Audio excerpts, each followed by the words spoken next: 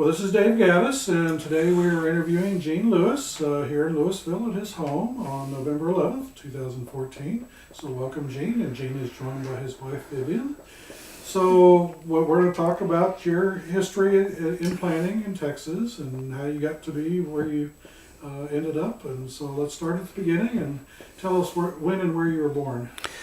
I was born in the 1940s in Lubbock, Texas. Okay. Native Texan. Did you stay in Lubbock for your entire childhood? We were in Lubbock for 8 months, and then we moved to Brownfield, Texas, which is about 40 miles southwest of Lubbock. And I lived there until college days. Okay.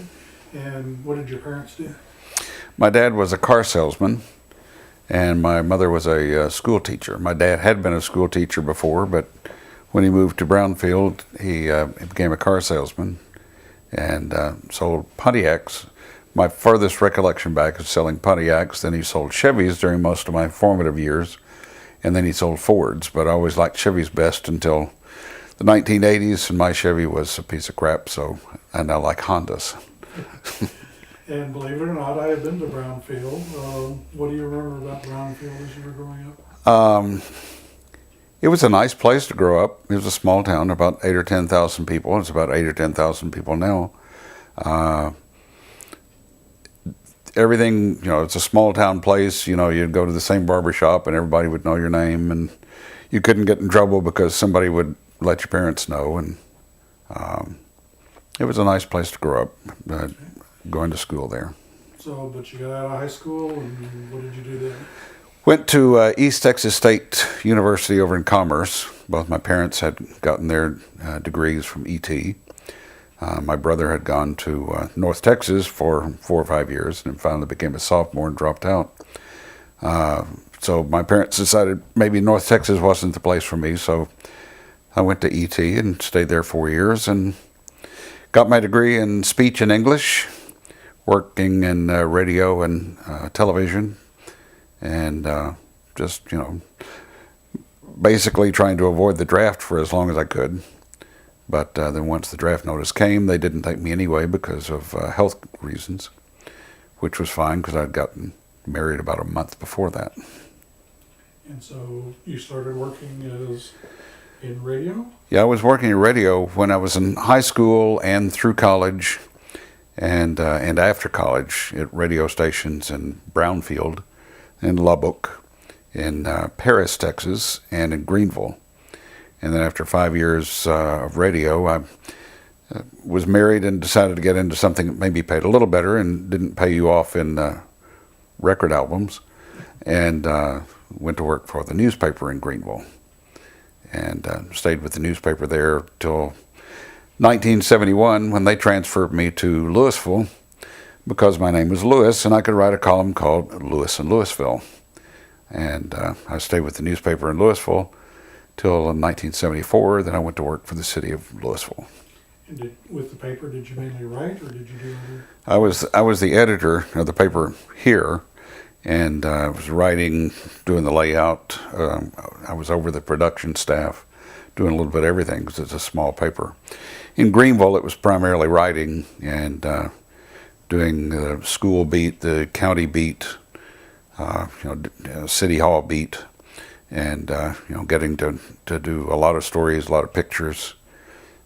There was a staff photographer, but they strongly encouraged all the reporters to take cameras with them wherever they went. So I learned to take a lot of pictures, many of which were used in the paper. Okay. So when you finished up at the Louisville paper, what next? Well, I enjoyed the newspaper business, and a friend of mine once said that I had a newspaper death wish, because I really liked the work. I liked the writing. I liked interviewing people. I don't like being interviewed, but I did like interviewing people. I liked reading stuff on people's desk upside down and knowing better about what questions to ask them based on what I could see from their desk, stuff like that.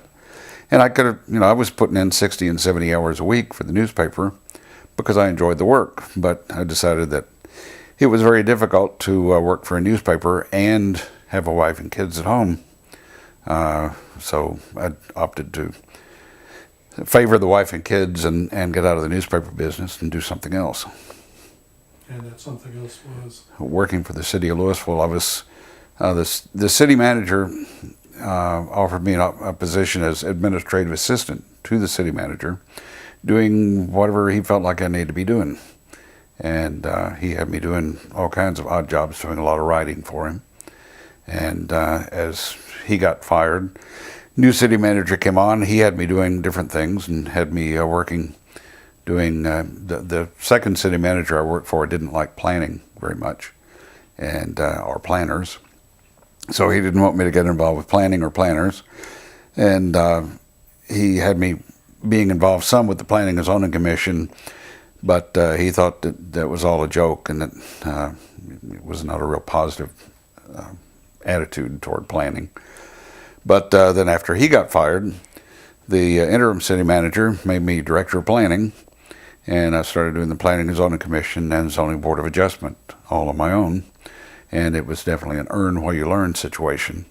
The people over at the Council of Governments, Jeff, there were two of them, Jeff somebody, I can't remember the names, but they were very helpful in giving me a lot of guidance and such. Bob Wagner over at UTA had been working with the city of Louisville on some projects, and I got a lot of good ideas from him.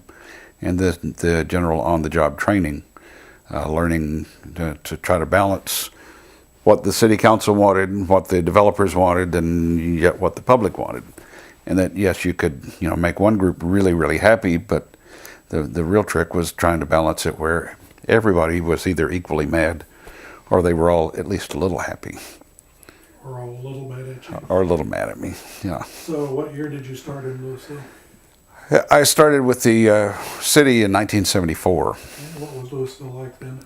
It was about 15,000 population, and it was growing. A lot of home builders were here, and they were building houses as fast as they could. Carrollton had run out of sewer line, and so a lot of the tract builders who had been working in Carrollton came to Louisville because we had sewer line available on the west side of the freeway. And they started building subdivisions as fast as they could haul lumber in. And it was really an opportunity to get a lot of training, a lot of learning in a relatively short period of time because there was so much going on. There was not a lot of waiting between projects. Our Planning and Zoning Commission meetings for the first 25 years were 4- and 5-page agendas that would run, I don't know, sometimes 4 and 5 hours or longer, even moving quickly through the agenda. So we got a lot of opportunities to see commercial development, residential development, and just about everything, as well as figuring out working with the engineering people about where the streets and drainage and water and sewer systems ought to go. You started with the city as an administrative assistant. Were you interested in planning, or was planning thrust upon you? No, I was interested in planning. There was, when I was still editor of the newspaper, the city had done what amounted to its first comprehensive plan. And I was so taken with it and thought it was such a good piece of work that I was running excerpts of it every Sunday in the newspaper, just so the public could get an idea of what the plans for Louisville would be.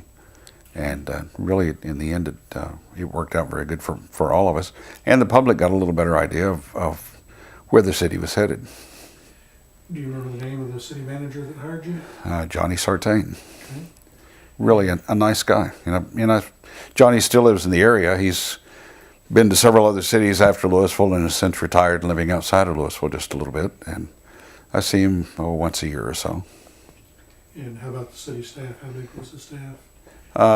The staff at the time was probably a couple of dozen people, and it was not a very large staff. The volunteer fire department, police department wasn't a volunteer police department, but it wasn't very large. They used the county sheriff for a lot of activities. And when I was working at the newspaper in downtown Louisville, there was a night watchman who literally went door to door every night checking doors. And there were a couple times I got calls at home during the middle of the night from the night watchman who found a back door open or something and wanted me to come down and check it. So Louisville was definitely a small town at the time. On the way over here today, we went by the new city hall. What was the city hall like when you were there? Well, the city hall, when I first joined the staff, was on that same piece of property, but half of it had been the post office, and the other half was the city hall. And about the time I joined the staff, the post office had moved down the street to a new building, and they had moved into the post office half of the building, and half of that part of the new building area was made into a city council chambers.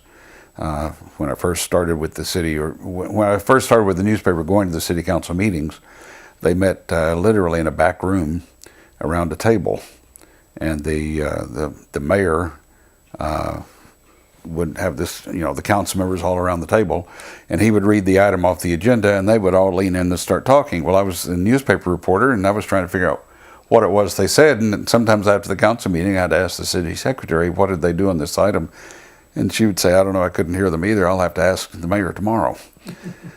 So it definitely changed when they moved to the new council chambers, because then they had microphones and weren't in such a secretive way of doing it. I don't think they were doing anything secretive on purpose. It was just, that's the way they were doing business.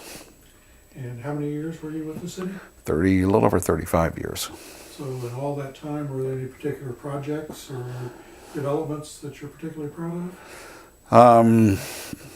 Say all of the above.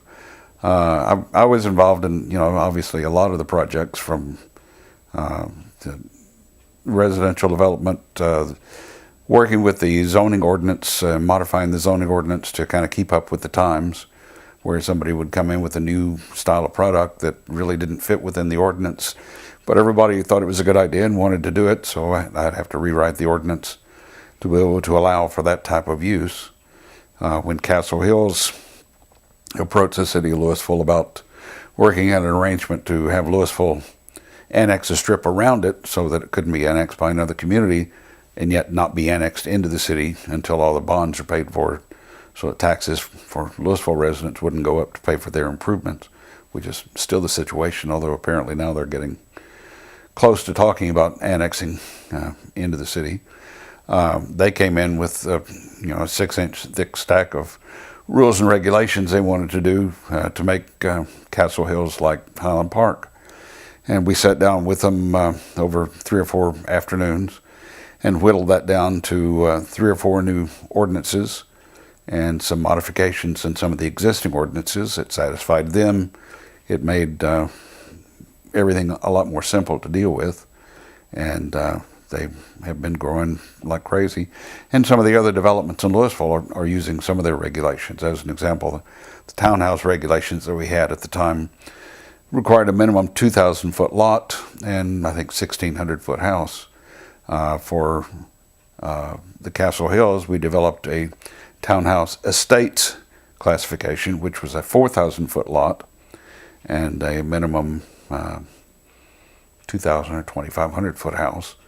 And there have been apparently a few, since I retired, I've heard about a few developments that have come in Louisville to do the estate townhouse, so that they wanted a little bigger house, but they wanted to be able to have the smaller setbacks, or be able to attach them if they so chose.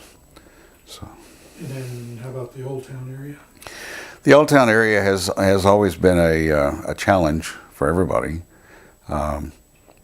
because the people that had businesses down there or owned the buildings were reasonably happy doing what they were doing, but they didn't have any money to spend on anything else.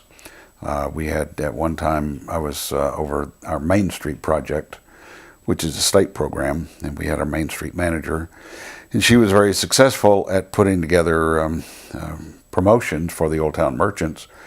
But several of the merchants took the attitude of, you can have your little promotions down here, but don't take up my parking, and don't let any of those people come into my store because they'll bother my customers.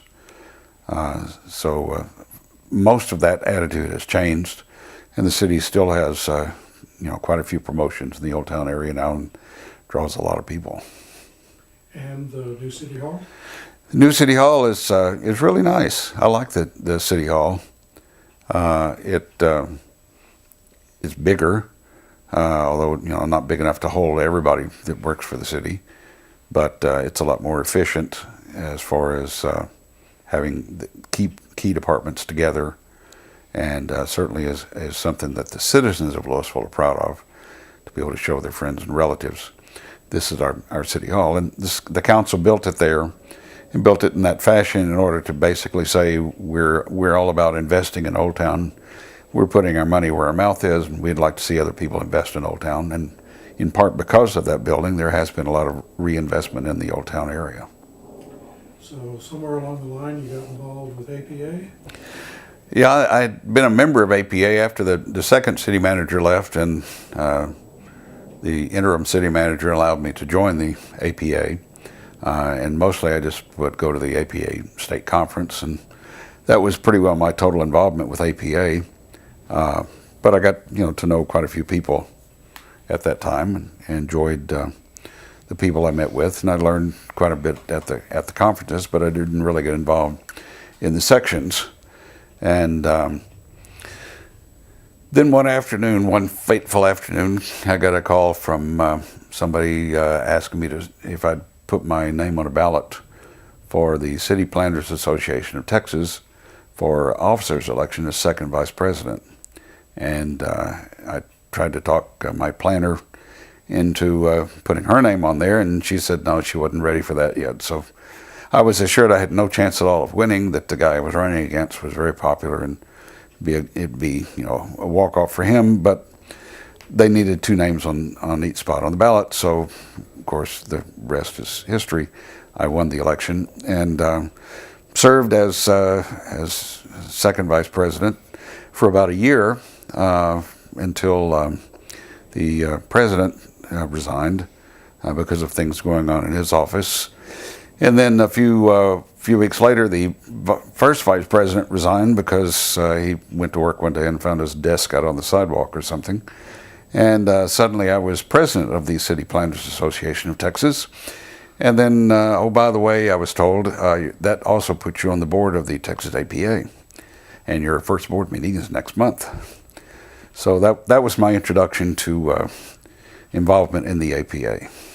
Well, why don't you talk a little bit more about CPAT for people who might not know, what was CPAT and what was its purpose? CPAT, City Planners Association of Texas, was an arm of the Texas APA, but its primary work was in working with the legislature and trying to either get them to approve positive bills or get them to forget and vote against bills that didn't really work for cities and for planning in Texas. And it was a very, very worthwhile organization. We had a lot of people, not me, but a lot of people who testified every year during the legislative, or every 2 years during the legislative session, and gave an opportunity for them to educate the elected members in Austin about the difference between good planning and bad planning. Do you remember some of the people that were involved with CPAT at the time? I recall that you were one of my mentors on the board when I first got on the board. Dave Pasley was the president at the time. He was from San Antonio.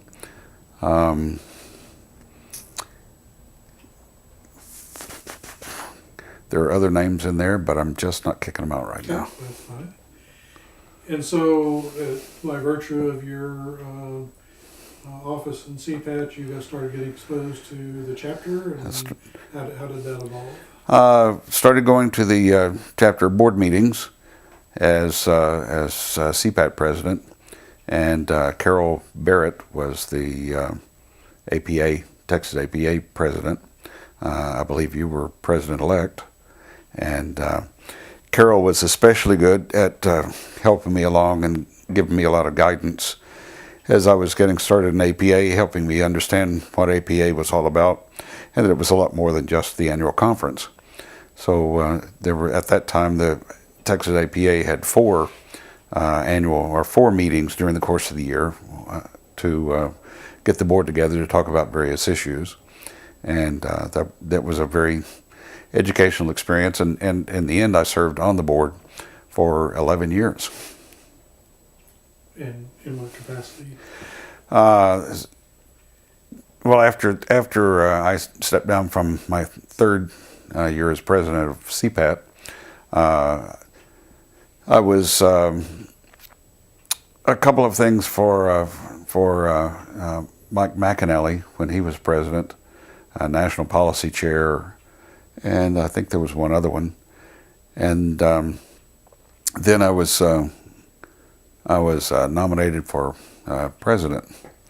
And again, I thought it was a chance when not, in fact, I voted for the other guy because I didn't think anybody would be voting for me, and I won that election. So I was president-elect for 2 years, president for 2 years, and then past president for 2 years. And then after that, then I left the board. And while you were president, were there any particular accomplishments or issues that you remember? Well, realistically, the biggest accomplishment was that we did not lose membership. We actually gained members during my tenure, which was something I was really quite concerned about. There had been a reinvention of APA during involving you especially, and Carol and some others, and a lot of the work that the board did during my tenure on the APA was fine-tuning some of the reinvention and continuing on with the reinvention as it was, but making some modifications as members of the board felt necessary. One of the perks, I guess, of being chapter president is you also get involved with the chapter president's council. Yes. At the national level, and what was your experience with that? I really enjoyed the chapter president's council at the national level. Going to the boards, it was a little intimidating at first, but I enjoyed the group, and every year during the national conference, try to go to the national conference, and now I don't go to the sessions anymore, but I do go to the social events, including the chapter president's council party or reception or whatever they're calling it now. And it's always fun. In Atlanta last year, I got to go and meet a lot of friends, introduce Viv, who to people who had heard of her or seen her on Facebook or heard about her from different sources. But the friendships I made during the time, both with the APA board here and with the chapter president's council, are friendships that I think I'll have for the rest of my life. Some really nice people. Okay. And you retired from Louisville in January 2010. Okay. About 4 years? Been about 4 years. And what have you been doing with yourself in the last 4 years? Traveling. My wife and I wanted to travel quite a bit when we retired, and before we retired, we took a couple of trips to Canada and did some interesting trips around the U.S. She had MS, and we knew that her health was such that at some point over the next few years after we retired, that we weren't going to be able to do much traveling, so we were cramming in as much as we could, as fast as we could. The first year after we retired, we went to Paris, then to London, then to Copenhagen, and did a cruise around the Baltic Sea, going to the Scandinavian countries, and St. Petersburg, Russia, Tallinn, Estonia, Gdansk, Poland. We did a 3-week car trip out west, out to Phoenix to see her sister and some other relatives. But during that 3 weeks, we never got over the speed limit. We never drove on an interstate. And we just took our time and enjoyed seeing what we could see. If in the middle of the day we decided to stop, we'd just stop. And decided that was kind of the pace we wanted to live in retirement. But we didn't want to, let the rocking chair get us, but we wanted to get out and see as many things as we could see. Unfortunately, about a year after I retired, she died. And my daughters insisted I keep traveling as much as possible. So I ended up taking a trip about 6 or 8 months after she died. That was a 30-day cruise around the British Isles, France, Norway, the Shetland and Faroe Islands, Iceland, Greenland, Halifax, and New York. And that 30 days cruising by myself gave me a lot of time to think, try to decide what it was I wanted to do and what now. I took a couple of other cruises, including one in the Caribbean to Aruba and South America, the Panama Canal, Costa Rica, Jamaica, and then I took a cruise in the Eastern Mediterranean that I met Viv on, and she was taking her first cruise, and after going through a divorce process in England after being married 30 years. And so we decided we were kind of in the same crossroads in life, having gotten there from different directions, but basically the same place. Now what?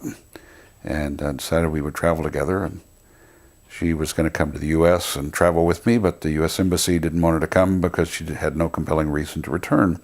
So they would have given her a 3-month tourist visa, but we decided 3 months wasn't enough, so we asked for a 6-month visa. And they wouldn't give her the visa, and my late wife's sister suggested I move to London. And because in London you can stay for 6 months out of 12 instead of 3 months out of 12, and see if we got along. And if we did, go ahead and get married and get her green card. And making a 17-month story short, that's what we did. And she got her green card and moved to Texas last December, and has been here ever since and enjoys the sunshine. And you got married when? October of 2012. Okay. And I understand you just got back from a trip?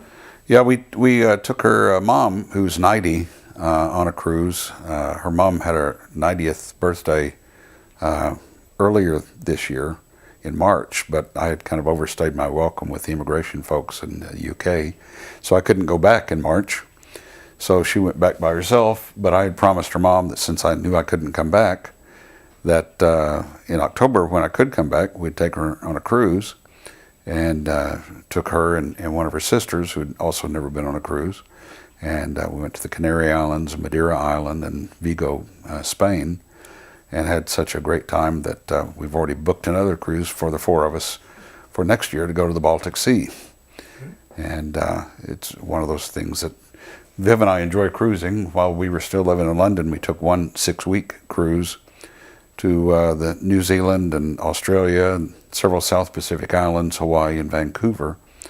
And then this last spring, we took a cruise with our travel agent and a group of her friends from Germany to Singapore, Thailand, Vietnam, and Hong Kong. So we like to get out and see as much of the world as possible. Cruising is kind of a sissy way to do it in some people's eyes, but I've seen a lot of places and gone a lot of places I'd have never done at all if I was going to just do land cruising. So we'll keep doing that. And you have something planned in the immediate future? Well, we have another cruise next year, the Baltic Sea cruise, with her mom. We don't have anything specifically planned at the moment, other than we have signed up again for season tickets to the Texas Rangers. But we hope in the spring to maybe go to North Carolina. Viv has a brother in North Carolina that he's the only one of her brothers or sisters I haven't met. She's one of 7, and I've met all the others except for him. And so we hope sometime in the spring to go see him and do a little touring around the South. And there's a lot of car trips in the U.S. I want to do, both places that I want to see and places that I've seen that I think she should see. So we hope to do as much of that as we can. And you mentioned the Texas Rangers. How long have you been going to the games? When we retired, the city staff gave me a baseball cap and a jersey and a little money toward some tickets. So I took that money and applied it toward half-season tickets. And so my wife and I did the half-season in 2010. In 2011, I did the half-season after she died. And then I decided that for 2012, I would buy the full-season package. As it worked out, for the full season package, I was most of the time in London. I didn't get to go to many of the games, but we went to most of the games this past year. And we decided we'd go ahead and do the full season ticket package again for next year, and then decide about the following year at the end of next year. Viv, have you got into baseball yet? Or? Oh, yeah. I basically, it's a bit like cricket, but subtle difference. Yeah. But I was really into cricket at the Oval through my company. Mm-hmm. So when coming to watch baseball, similarities. She Very good. got very good. She got to know, which players were which, even though they seemed to be changing out a lot this last year. and she really enjoyed going to the games. Okay. We had a long career in Louisville. Are there some mentors that you kind of look up to over that period of time? Well, there obviously were several with the APA that I was who were responsible for giving me a lot of guidance and setting the example for me, including the past presidents, including you and Carol and Mike, Karen Walls, and even further back before I was really paying attention, Jeff Table and some of the others who showed me by example how to be a good planner. There were some people over at the Council of Governments who were very beneficial, especially when I first started. And with the city, there have been some people who were really very nice as far as helping me understand about the difference in just having a job and dealing with the politics, and real life versus what the real world versus what's shown on paper in pretty artist renderings. But it's been one of these situations where I felt extremely confident and very fortunate that I was put in a situation where Louisville was growing quickly, and I was given the chance to learn a lot in a relatively short period of time, and really enjoyed my job. Felt like I did a reasonably good job with the city.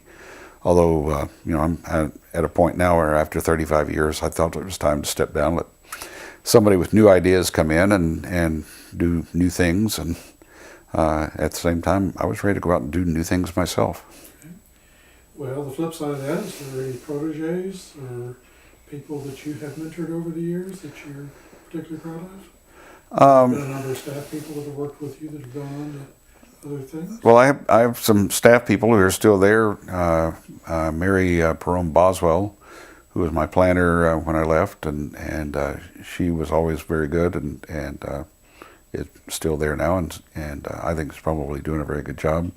Nika Zolgadri, who's now Nika Reinecke, ended up. She worked for me for 6 or 8 years, and then she went to Keller, and then she came back to Louisville as Economic Development Director, and through a series of events with the city, she's now Economic Development and Planning Director. When I left, they just moved the planning division into economic development, and I think Nika, as far as I can tell, is doing a good job, but admittedly I've not gotten real close to City Hall to find out exactly what's going on. Eric Ferris, whom I worked with at the city for a long time, both as he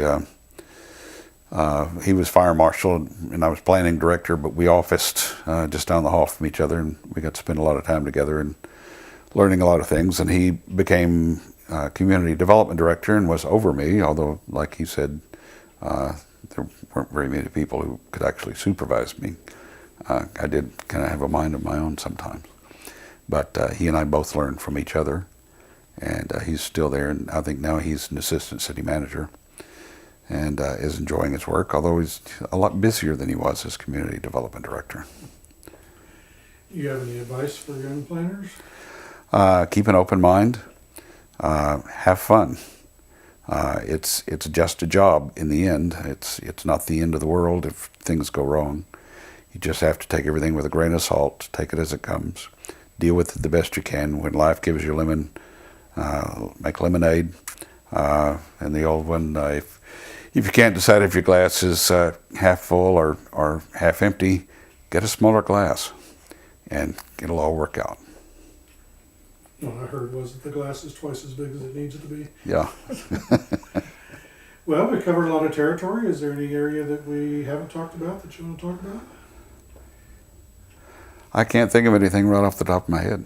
Okay. Well, in that case, I appreciate you being with us today. I enjoyed it.